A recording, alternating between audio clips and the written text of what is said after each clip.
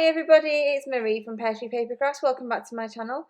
I'm back today with a 12 by 12 process video for cut to use. So this one classes as an advertisement. And today I am using the Arrows cut file. So I have cut the cut file out on white cardstock, 10 inches tall. And then I cut it again on some pattern paper by Dear Lizzy. This is the She's Magic collection. And I was meant to, on my Cricut software, remove some of the contour lines so that it just cut and created a perfect backing piece for the cut file. However, I missed clicking on a couple of the contours and I've ended up with a section there in the middle that I need to cut out by hand. But that's not a problem because I can just use a craft knife. And the Cricut did most of the tricky bits for me, so that's quite good. So I'm just going to take my craft knife now and cut out the last couple of bits that I did miss and didn't click out when I did the contour lines on the software. So basically, yeah, you can choose which lines you want to cut, and I just forgot to click them all. So I really love this colour combination. I love this paper, and my original plan when I bought the paper was to do some fussy cutting and cut out all those individual squares, but they looked so nice all together, but I didn't want the whole sheet of them. I thought they were perfect for backing the cut file. So there's the cut file. I'm happy with how that's looking, and that's going to go there on the left hand side of my white background. Now I kept all of the arrows from the inside parts of the cut file when I cut it in white because I want to add them, as I'm doing now, behind the cut file itself to add some more texture. Now I've seen this done on various different people's videos where you take you keep the inside part of the cut file and you use it as extra texture. Now I've seen it done with mixed media. Now I didn't choose to do mixed media here. I just decided to stick the arrows down and see what they looked like. And they're not massively obvious, but they just give an added bit of texture to the page that I really like. So I just keep going here, sticking down all these little white arrows. I think I use all of them and just spread them out behind my cut file. You can't see them too well on there, but when you get to the close-ups at the end of the video, you'll be able to see them really clearly. So don't make you watch me do all of this, but my next job is to add some dimensional foam to the back of the backed part of the cut file. So I just use double-sided foam and I stick big chunks on, and I want to make sure I prop the whole thing up because it gives just that slight bit of shadow which gives really good depth and texture. So don't make you watch me do all of that, but there it is all backed, and I'm just going to stick it down now, make sure I'm happy with it and where it is and if it's straight, and then just press it all down. Yeah, happy with where that is. And then I'm going to start having a look at where my photographs are going to go. So the photographs that I'm using today are two photographs of my son. I've had these for absolutely ages. They've been those photographs that I've been wanting to scrap but just haven't found the right papers.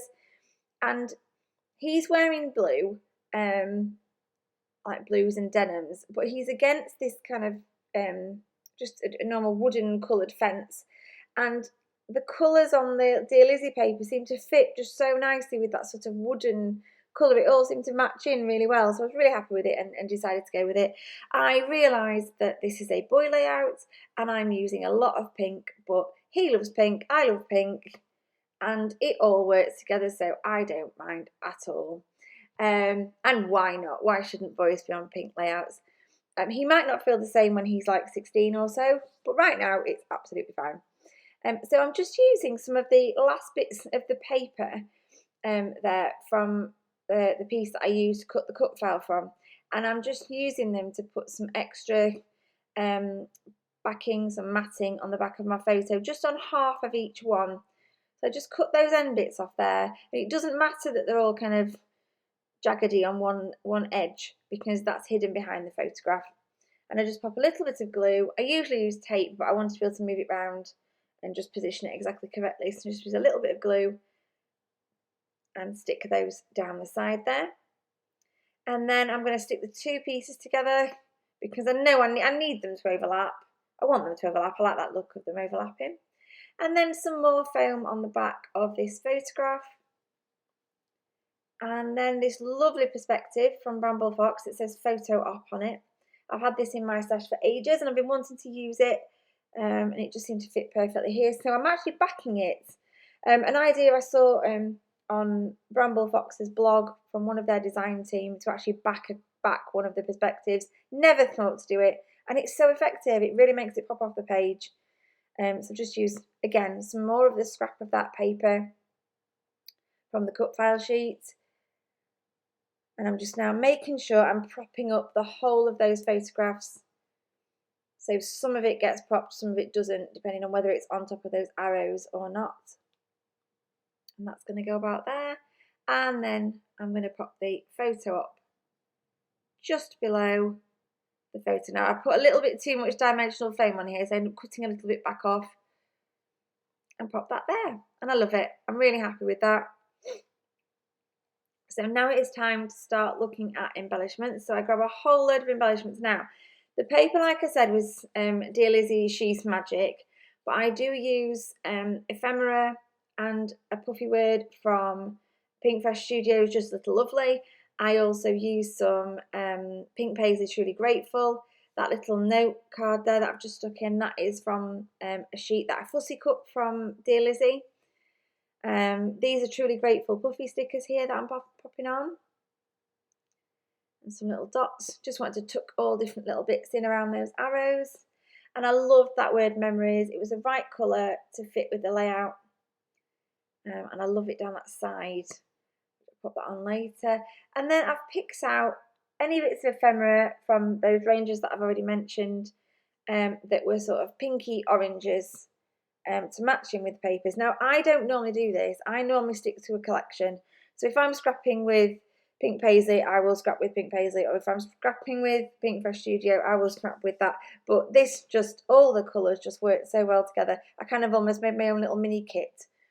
Something I've never done before, but think I'm going to do again. Really, really like how it turned out. So those little strips there were fussy cut from a sheet of Pinkfresh Studio, Just Little Lovely paper. And I've picked out again the orangey pinky colours. And I'm just now going to use my glue, which is getting a little bit empty, needs refilling. And I'm just going to stick down those bits of ephemera there. I do faff with these two at the top a little bit to get them to stick where I want them. They don't quite go down as I want. But just the last few little bits now to stick down, and that word memories down the side, which I do actually cut in half to make it fit. A couple of little stickers that I pull out of the Dear Lizzy stickers. Just to tuck in that gap there underneath that photo. It felt like it needed something. And then, like I say, I just need to stick that memories down. And that is about it for my layout. Thank you ever so much for watching. I hope you like it. I hope you like the colour combination. I absolutely love it. I think it works really, really well. And I love this cut file, these arrows. I think I've used it once before, and I'm sure I'll be using it again. Remember to check out all the super cut file designs in the shop.